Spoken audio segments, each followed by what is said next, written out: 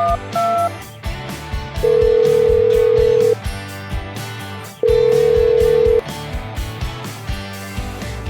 everybody, this is Caller ID.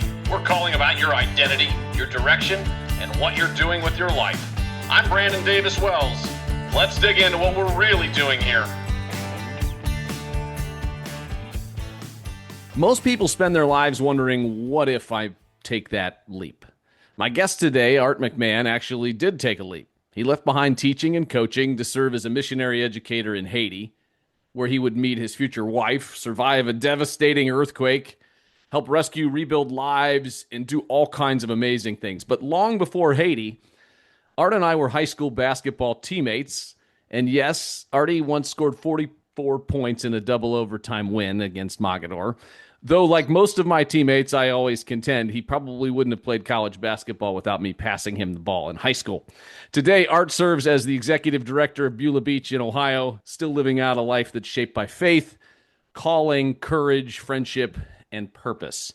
This is Caller ID. Thanks for taking the call, Artie. Thank you, Brandon. Listening to your intro, I am much more interesting than I give myself credit for. So, yeah, thank you. That was wow. Yeah, thank you. Do you remember scoring 44 points? This is my first question. Of course you do, right?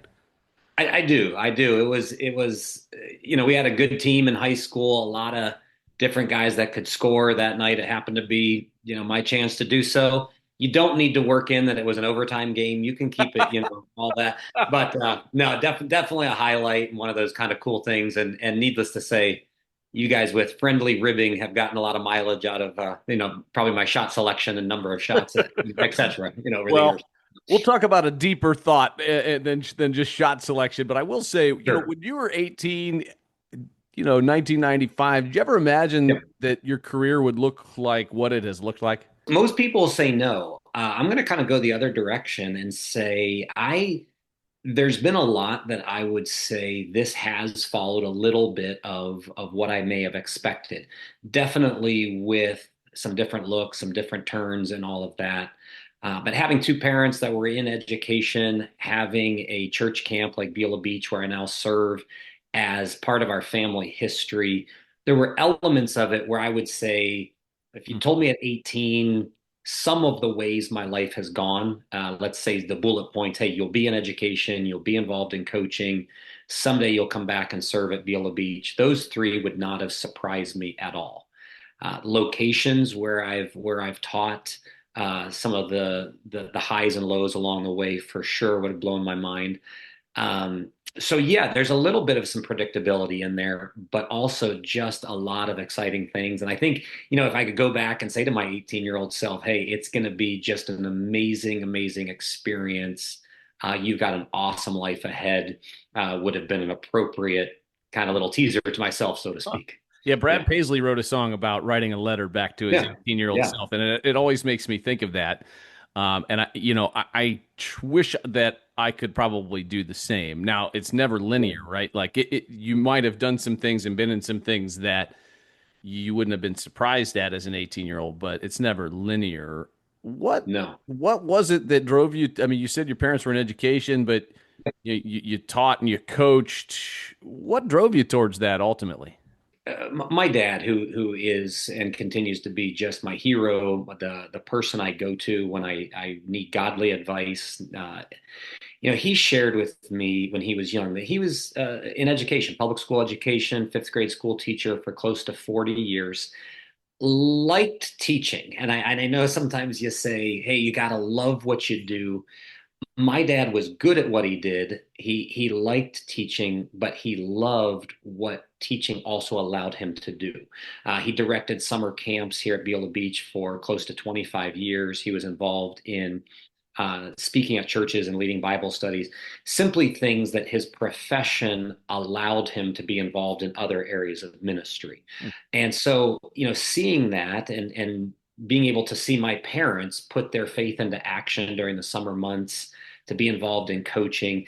I look back, Brandon, on Coach McDivitt taking us to Ohio University, some of the Century Cage Camp things we would go to. Yeah. And it just hit me like there's not many jobs that allow you to be with young people and continue to have an impact like that outside of education. So in some ways, that just stood out to me again. Yes, enjoy what you do, like what you do, Yeah. but also love the other things that it allows you to be a part of. That's a great point. I talk about the concept of ikigai a lot, which is the kind of four Right. things, right? What something you love, something you're good at, something you get paid to do, and something the world needs. But also, Frederick Buechner talks about it like your greatest passion where the world's greatest need meets. And also, life is full of trade-offs, right? Like, one of the reasons I think my father, we're talking about dads, right? My dad was a writer, and he's an amazing writer and editor, but he got out of it because of the hours and the trade-off. Now he moved into PR and it was really good at it, and I think he really enjoyed it. But it was the trade-off was that he got to be at all of our games, right? He got to show up at contests because it was a normal-ish 8 to 5, Yeah. although it was more like 6 to 5 or 6 to 6, right? Yeah. And so he got to make that trade-off, and sometimes life is full of those trade-offs. And I think what you hit on there doesn't click with you until you yourself are an adult. We probably take parents for granted. I remember, like you said, parents being at games, and I can count, I think three games together that my parents missed Hmm. in high school. Where one of them was always there. So a grand total of three. That's between both of them. I think my Right. mom made it to every single one, and my dad was sick once and had two speaking engagements. Hmm. But when you're young, you just think, well, that's what parents do. They show up to games. They give you money out of their pocket when you need something from the concession stand. They let you borrow the car, and it's only when those roles start to reverse that you realize how blessed you were. So again, I think there's so much in life that until you experience it for yourself, Yeah. I think I would that letter back to my 18-year-old self say, hey, just be a little bit more grateful Hmm. and express a little more gratitude. Because it does, it starts to hit you just different ways as you get older. Yeah. Uh, not to take those wonderful people for granted. So you come out of college, you go Yeah. right into teaching and coaching. What did that look like? What were you thinking? What did you hope to do? I mean, I know Yeah. we worked some coaching camps together Sure. with some really interesting folks, and we got to work with the Haven Arrest in Akron. We got to work with some other folks that just did some amazing camps. What were you Yeah. thinking at that? What were your goals? Yeah.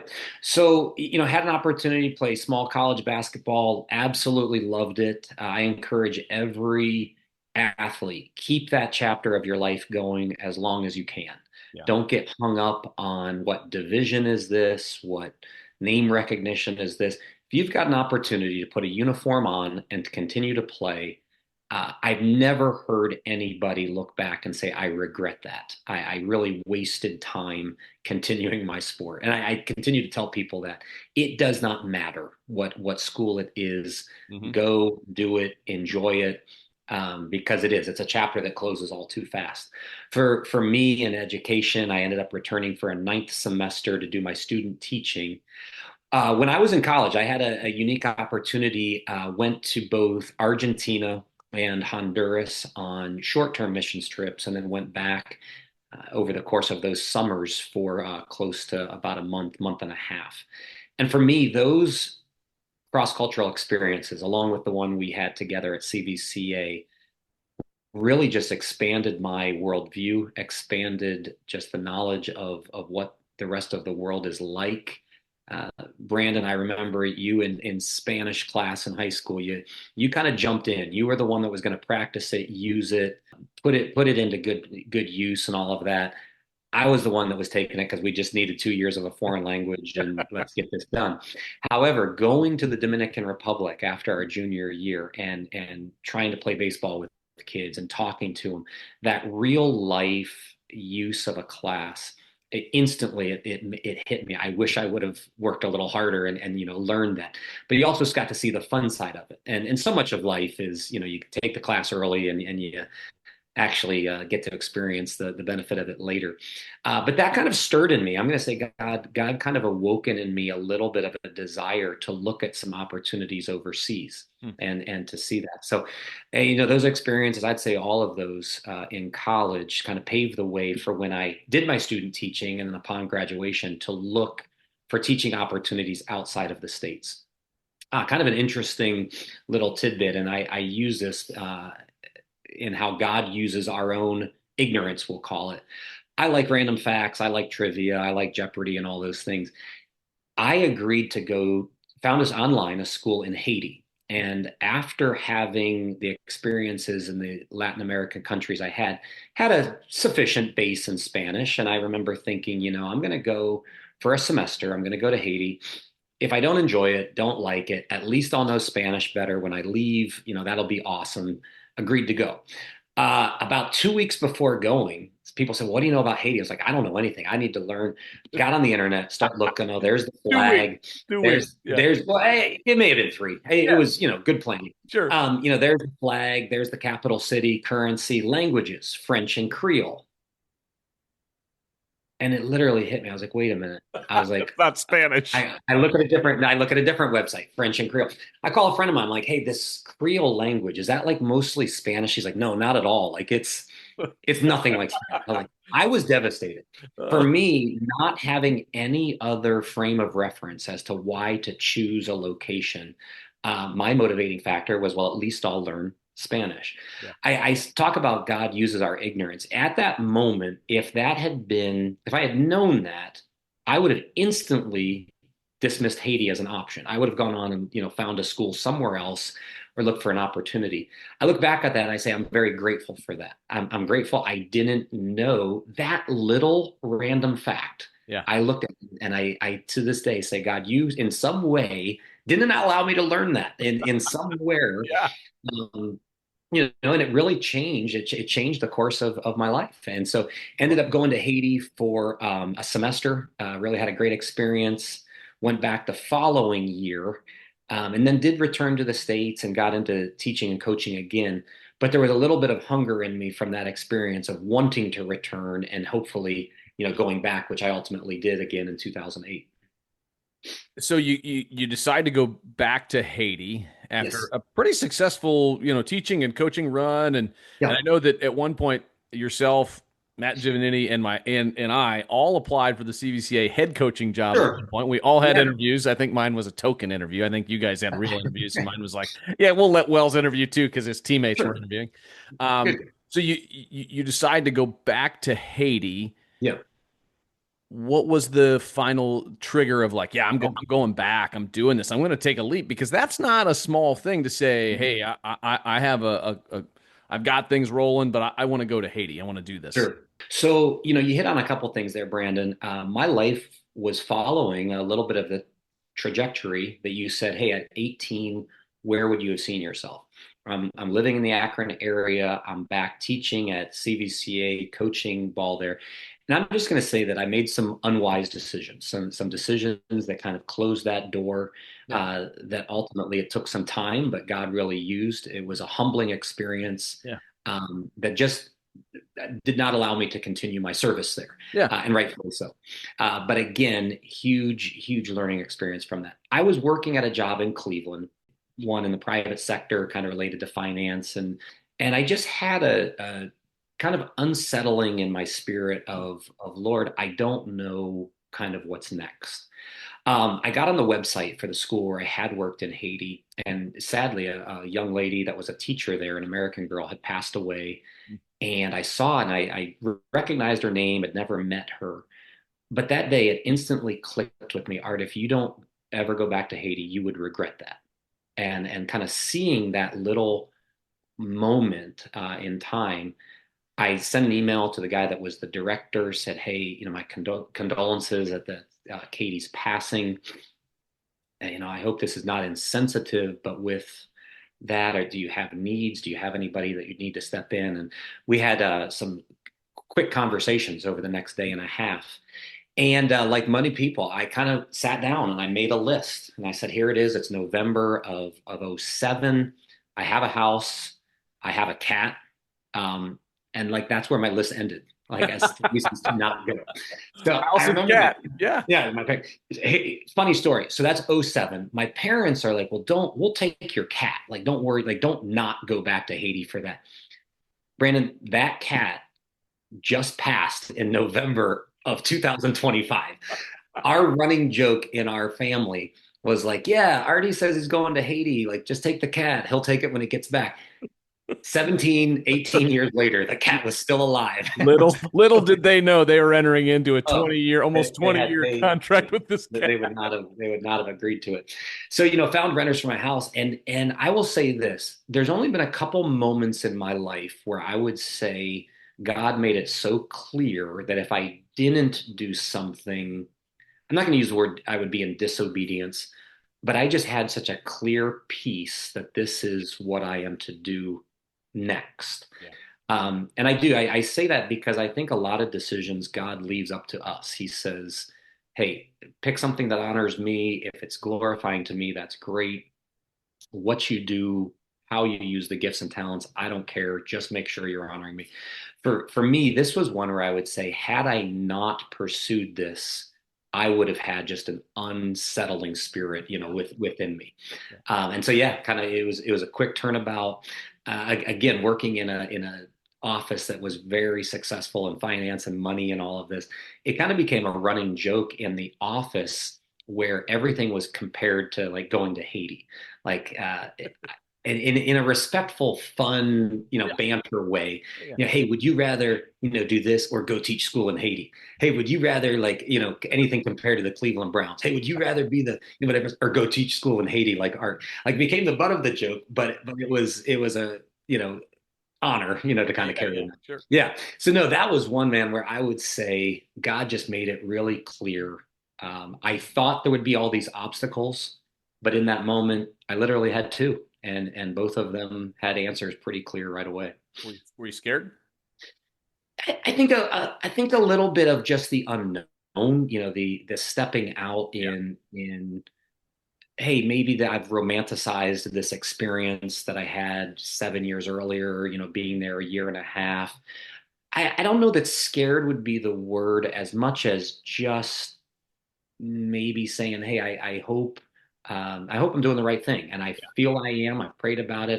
Yeah. I'm a big Lord, I'm moving forward Yeah. and close the doors that Me you too. don't want me to go through. Yeah, I like that theology, to Yeah. be honest. And I like the theology of like of thinking that God will bless our actions as long as we're doing something that's glorifying Him, and He gives us a lot of free will, right? I mean, even if you had chosen not to go, you might have been unsettled and regretted it, right? Yeah.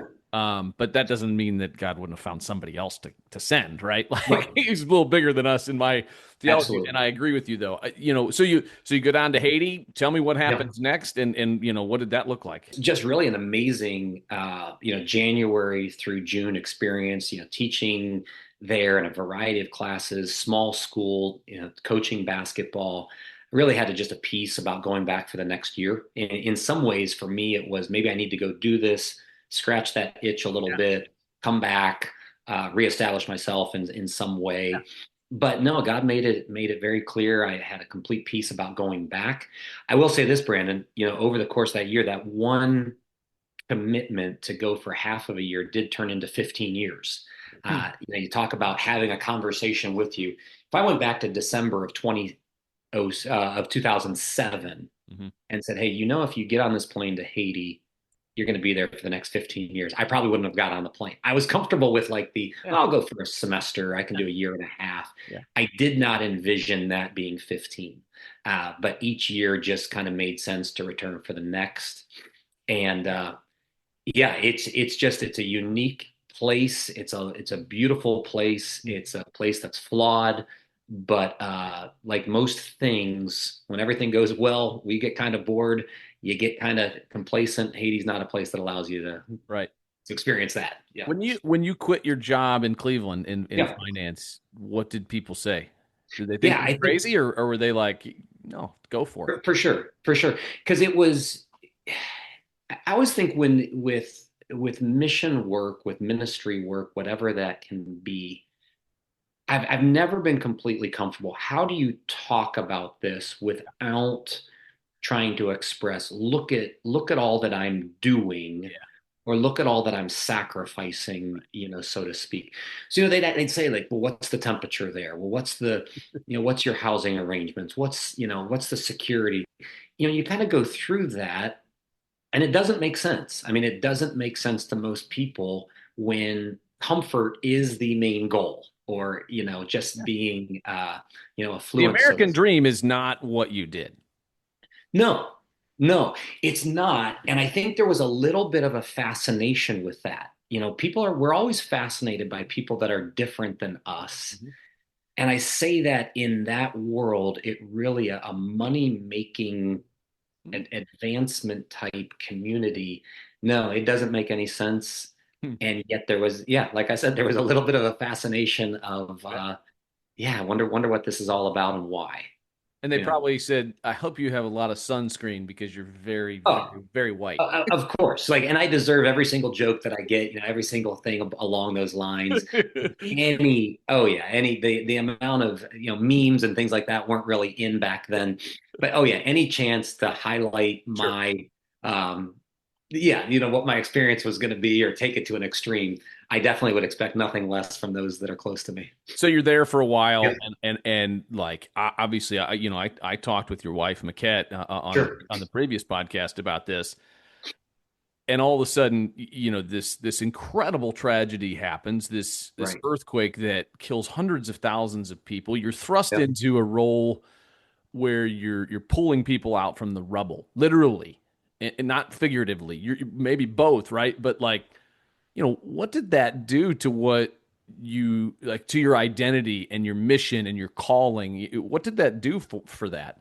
I'm not an overly dramatic person, Brandon. Hearing you ask that right now, you can't see it, but I have goosebumps on my arms. There are times when I'll stand on a pier or like a deck and it shakes a little bit with the water, and instantly I have the same physiological response Yeah, of the hair on my the body arms, keeps the score. Right. Yeah. standing on edge. Mhm. January 12th, 2010. Pretty typical day. Tuesday, I was at basketball practice. We're finishing up. I remember things specifically, going over a half court trap, how do you break it, this and that, talking to the guys. And I remember we had a synthetic court, kind of a hard rubber court on overlying a cement slab. And I remember all of a sudden sensing it. It felt like that cement slab underneath was water, like it was just moving. And it like in slow motion, it clicked with me. I was like, I'm pretty sure this is an earthquake that's happening. Now we had trees on both sides of our basketball court, outdoor court, sunny days there. I remember this moment thinking, I'm pretty sure that happened, but it seems so unbelievable that these trees on both sides of the court like bent and touched like at the top. Wow. I remember I'm pretty sure those, how you experience Yeah. something and you question, like, did that Yeah. Yeah. just happen? Yep. And then it stopped, and I didn't know how long it had been. And part of a building from the court where we were, I looked across, and part of a building outside of the walls of our school fell. Part of it fell. And I remember instantly thinking, oh, sure hope that didn't fall on anybody.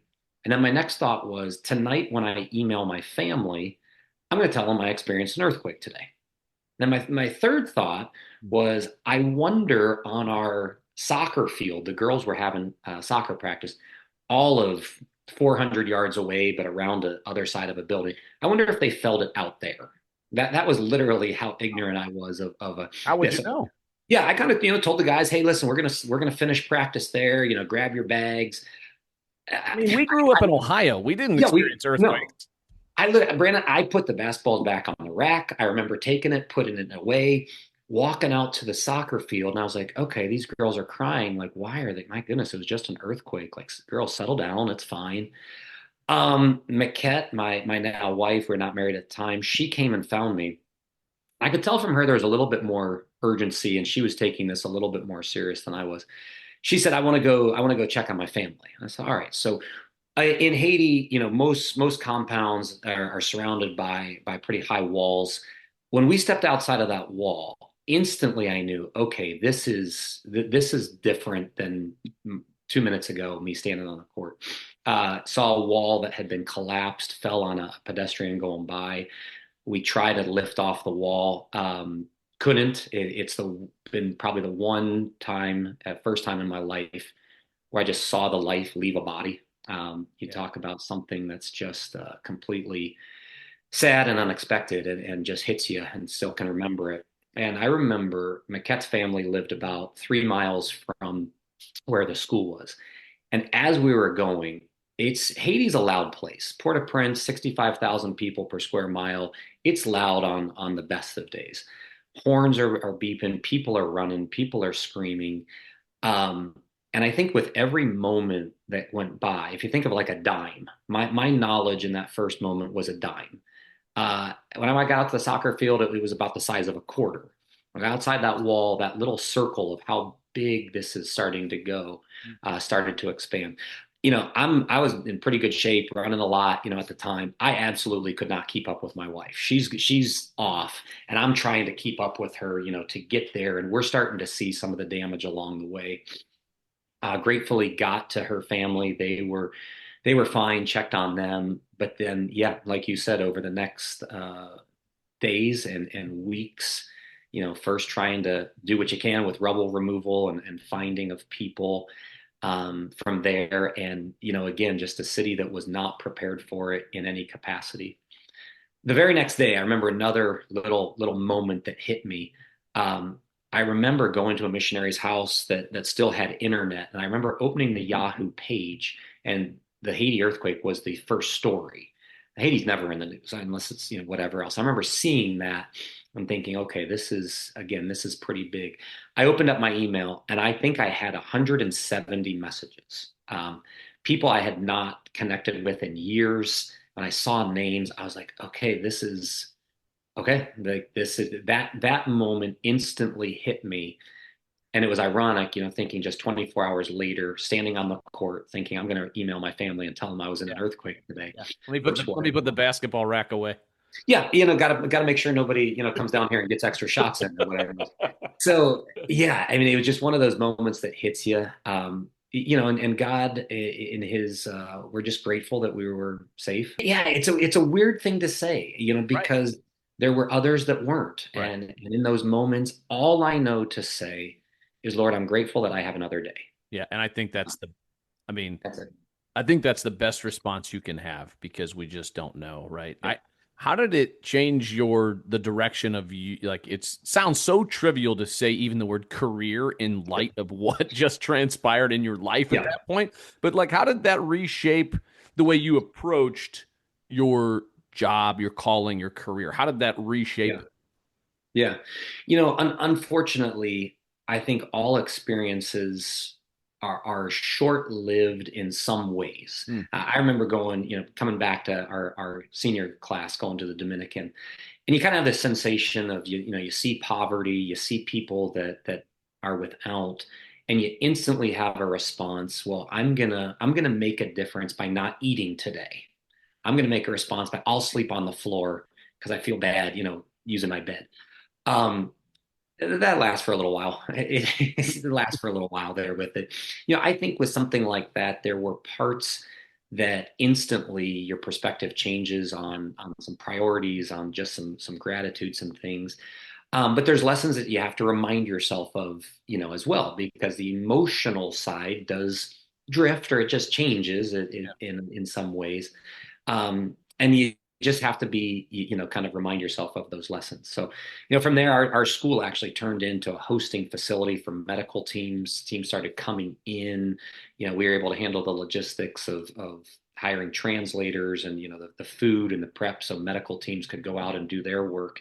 It was probably about a 6 month period where the day of the week didn't matter. It was one day just kind of went forward. Like Tuesday was no different than Wednesday, and Friday night was no different than a Sunday night. It just kind of moved forward with all of that. But again, I say, Lord, I was grateful that I was able to be there and help in that capacity. And I think all those things are God uses to show His love in different ways. You're at Teach Haiti. You're at Yeah. you're with Miquette. You're in Haiti for quite a while before you guys end up deciding to come back Tell me about the transition coming back and ended Yeah, up back at Beulah Beach, sort of a sure. place that was part of your childhood, part of what you grew up with your dad, and what that was like. I mean, because that Yeah. was a huge decision. And No, yeah, and Miquette and I, we ended up getting married 2011. We have three wonderful children, all three of them born in Haiti. Have our two sons. We adopted our daughter Raquel, and that's an amazing story in and of itself. We were very much at peace in Haiti. Very much enjoyed the role that I had there was at a Christian international school. Miquette was working with Teach Haiti. In a lot of ways, again, our life was Haiti identified. I mean, we would come back to yeah, the States in the summer and different times, very much at peace. But I will say this, I come back to that verse where it says, the Lord will give you the desires of your heart. Hmm. And it doesn't mean that he gives you everything that you want. Yeah. It does mean, though, that God gives you callings and gifts and desires for things. And truthfully, as our family continued to grow, as we looked at what was best for my wife's ministry, Teach Haiti, we both individually came to a peace that it was just time for us to explore moving to the States. Yeah. And I would say a couple of things along with that. When God calls you, and I'm going to say this in two different ways. When God calls you to close a chapter, let me also say it is when your own heart kind of starts to close a chapter. Yeah. Don't fight it. One of the saddest and I think most counterproductive things is I'm going to dig in my heels. I'm going to stay. I'm going to serve God, dang it, whether I want to or not. And it's just an ugly thing that you see sometimes. Yeah. It's best for yourself. It's also best for that organization Yeah. to have somebody in a place that just says, "Hey, I'm fresh, I'm new, I'm called to this, and I'm excited for it." So, I look at that and say we had a unique circumstance where we were able to leave on our own terms with great closure. And we absolutely look back on that with the fondest of memories. I would love to go back and visit again and continue to follow that school with nothing but wanting success for it. There's a great book called Necessary Endings, Art, that I don't know if you've read, by Henry Cloud, who wrote a lot about boundaries. And I read that last year, and it was a very formative read, because it talks about exactly what you're talking about. You have to know when to let go and to move on. And I've done that recently, moving from Ohio to North Carolina. It doesn't mean I'll never be back. Maybe, Correct. maybe not. I don't know, but I felt the same thing of like, yeah, this chapter's closing, and that's Yep. okay, right? That's okay, but it doesn't make it easy. No, it doesn't. It doesn't. I think relations are always the hardest, saying goodbye to people you care about. It's a humbling thing when you realize just about any earthly position, if you choose to move on, somebody else is going to fill that role very I, quickly. I always told my students, and I told people that I was doing career coaching with, if you die today, your job listing will be up before your obituary. Right? 100%, and yet I think that's a necessary thing for all of us to keep in the forefront of our mind. I like the idea that we get to serve. Yeah. You mentioned about Beulah Beach. This is a place that has been in operation for over 100 years. Many names have came and gone. People have served.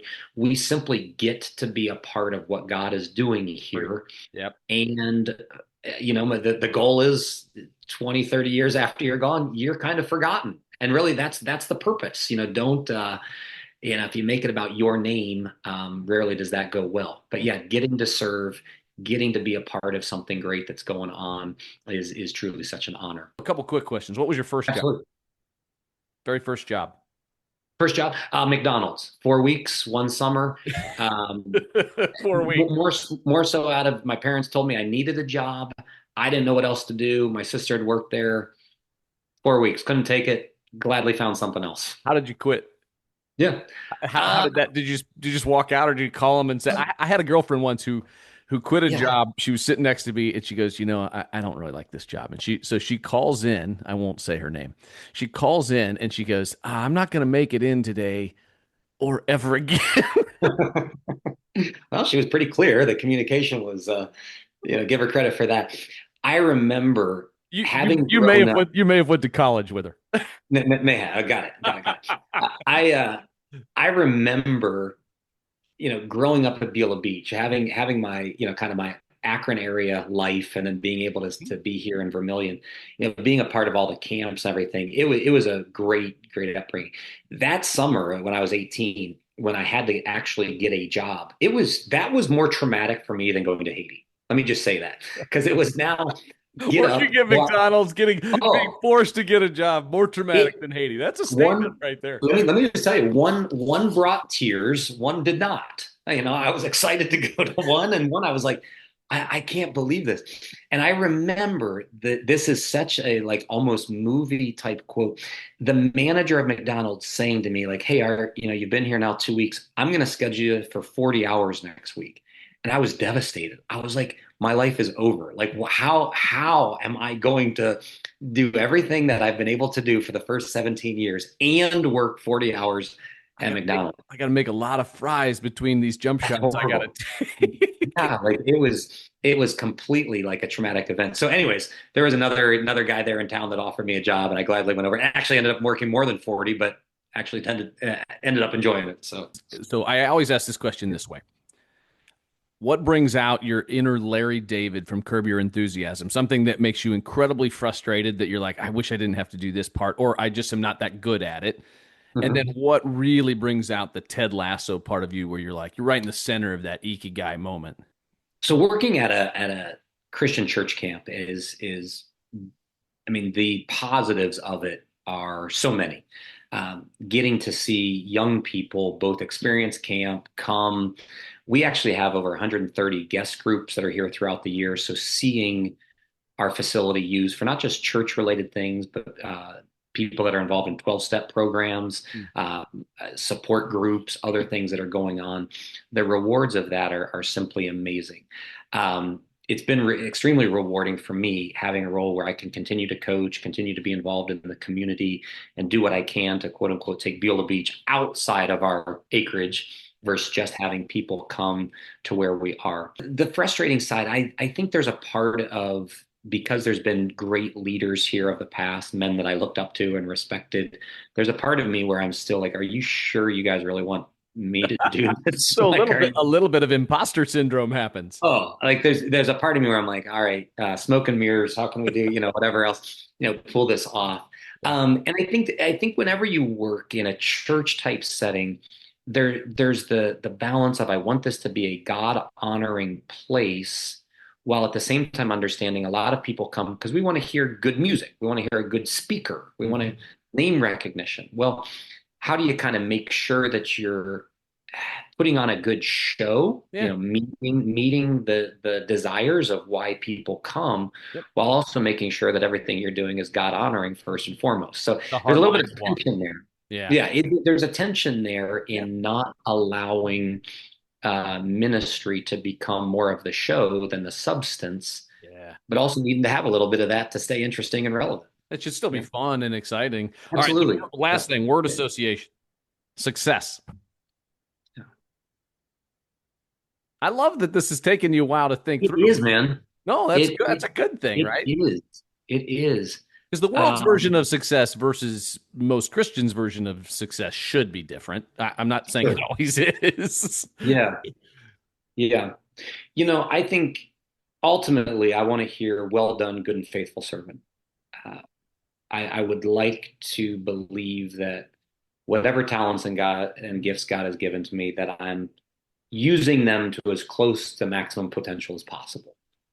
I would also have to put a layer of though in there with my family as a husband and as a father, Mm.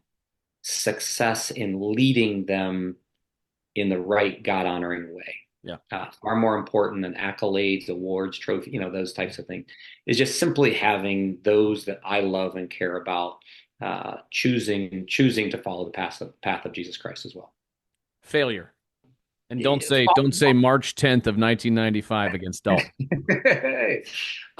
yeah, falling short, but then also staying short of your goal. Hmm. There's that idea of, as a coach, there's never a great day to lose a game, but you also know you probably learn more from losses than you do from wins. And so in your mind, you think theoretically a loss isn't the worst thing, just not tonight. Let's do that a different day.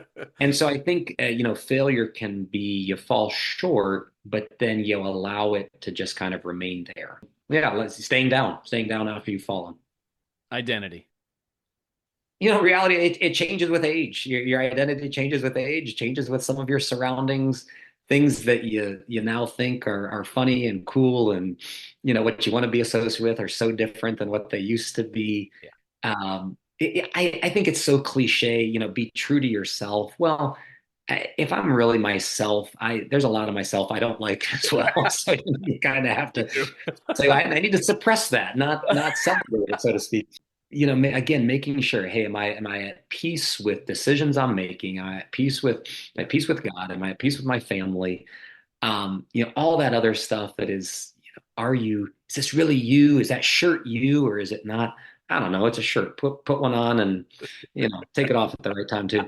So, all that kind of stuff. So, yeah, I think it's just always changing, and that's okay. I really like that answer because the person who I am and identify now versus a year ago or 2 years ago, like it's different. Yeah. I will give you the last word on wisdom, counsel, something that you think folks out there, whether they're 18, 35, 48, or 84, Yeah. that could be helpful for somebody that's thinking about identity, thinking about maybe taking a risk or following something that they're feeling stirred towards. There's a close relationship between taking a risk and living life to the fullest and being irresponsible. And you have to walk that fine line close. Now I'm, being married and having three kids. I was joking with our oldest the other day, and I said, "Hey, how would you feel if I told you we're moving back to Haiti?" He looked at me and I said, "Max," I said, "we're not." I said, "We're not. I'm just wondering." And okay, and you start realizing your decisions do impact others, and you need to make sure that you're not being irresponsible, all while saying, but it's how you got to live life. It's how you got to do things. Kind of those calculated, parts of that. I think one of the most misleading little bits of advice, that Roxette brought to us, listen to your heart. The Bible's clear. The heart is deceitful and wicked, and we don't like that. We like the idea, but we're all good, and we want to follow the good that's in us. We're all pretty selfish. We all look for our own interests before anything else, and the heart will lead you astray. It will lead you into some areas that you just don't need to be in. So it's that balance of both wisdom, Yeah. logic, and at the same time the emotion. We are emotional people and need to have emotions, but simply not letting your heart always be your guide, saying, hey, this is what I want to do now. How does that align with ultimately my bigger goals and where I want to get to there with that? I think that's a good word. I think in those situations, and I said I'd give you the last word, and here I am talking more. But I think I expected that, I think one of the things that I try to balance those things with is community.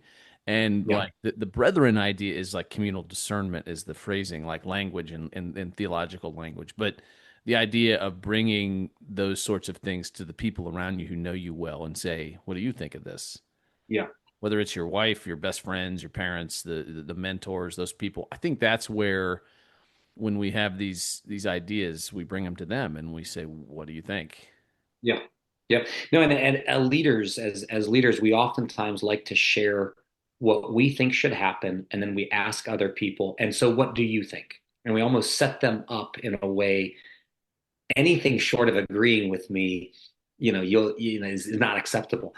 And so asking those questions, like you said, and truly listening, being ready for the response and being humble enough to listen to what they share back with us is simply important, because we all like to share our ideas a lot more than we like to listen to others for us. That's a fact.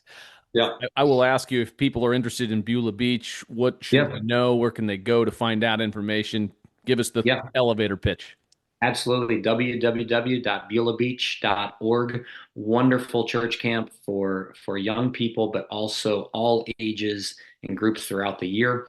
We say that God doesn't speak any louder at Beulah Beach, but oftentimes people hear him hear more clearly. We hear him more clearly. Brandon, when's the last time you sat quiet for 5 minutes and just thought? This morning. It's good for you, man. That's okay. But, Well, but, you ruined my point. Never mind. No, but I take silence and solitude very seriously in the last couple of years because it's such a great spiritual practice and discipline. For sure. No, a great place to simply get away, to set some other things aside and simply get alone with him and with those that you love. That's Art McMahon.